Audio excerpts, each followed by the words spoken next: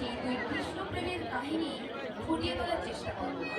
তবে আমাদের অজান্তে হয়ে যাওয়া কোনো ভুল ত্রুটি আপনারা নিজ গুণে ক্ষমা করবেন এই আশা রেখে শুরু করছি আমাদের পরবর্তী তথা শেষ উপস্থাপনা, এক রাধা এক মীরা।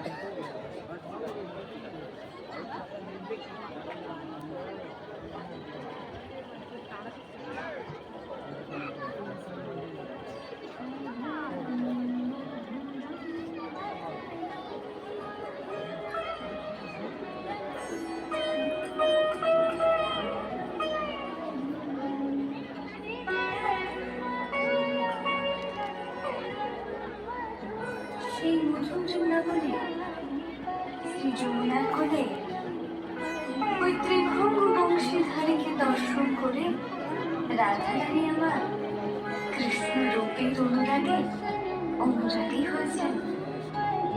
আর এই অনুরাগে জর্জরিত রাধারানী তার সখীদের কাছে বিলাপ করে